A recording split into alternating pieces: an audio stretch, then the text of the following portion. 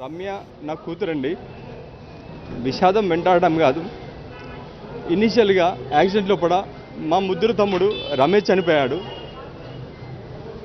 ధైర్యంగా ఉన్నామన్నారు, తట్టుకోలేని విషయము అయినా తప్పని పరిస్థితి. ధైర్యంగా ఉన్నాను ఎందుకంటే నా మిగతా వాళ్ళని కాపాడుకోవాలని. కానీ దాని తర్వాత నా కూతురు అల్లారు ముద్దుగా అసలు కాళ్ళు కింద పెట్టకుండా పెంచిన నా కూతురు, నా బంగారు తల్లి రమ్య. నేను ఎంత అల్లారు ముద్దుగా పెంచానంటే అసలు దాని గురించి ఆలోచించిన క్షణం లేదు. అంత అల్లారు ముద్దుగా పెంచిన నా బంగారు తల్లి ఇప్పుడు నాకు లేదు. దీనికి ఆ 9 రోజులు నరకం అనుభవించాను. నరకము ఎందుకంటే మా పాప చాలా, దాన్ని చూస్తేనే నాకు నా ఒళ్ళు పులకించే పాప. బెడ్ మీద ఉంటే ఇక్కడైనా కళ్ళు తెరుస్తుంది ఎంతో ఆశగా చూశాను.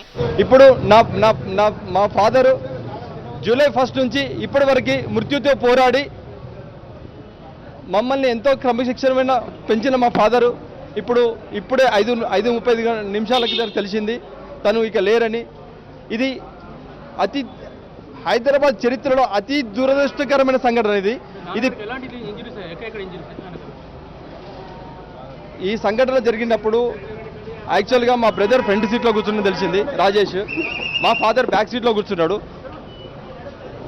బ్యాక్ సీట్లో కూర్చున్న మా ఫాదర్కే తనకి రిబ్స్ ఫ్రాక్చర్ అయినాయి, షోల్డర్ ఫ్రాక్చర్ అయింది, ప్లస్ ఇది మొత్తం ఇదంతా ఫ్రాక్చర్ అయిపోయింది. సో ఇంత ఫ్రాక్చర్ ఒక బ్యాక్ సీట్ కూర్చున్నదిగా తగిలిందంటే వాళ్ళు ఆ 6 రాక్షసులు ఎంత నిర్లక్ష్యంగా రోడ్డు మీద డ్రైవ్ చేశారు. వాళ్ళకి అసలు ఒక సోయి అనేది ఏమన్నా ఉందా? ఎందుకంటే మద్యం మత్తు వాళ్ళని ఎంత ఆవహించింది.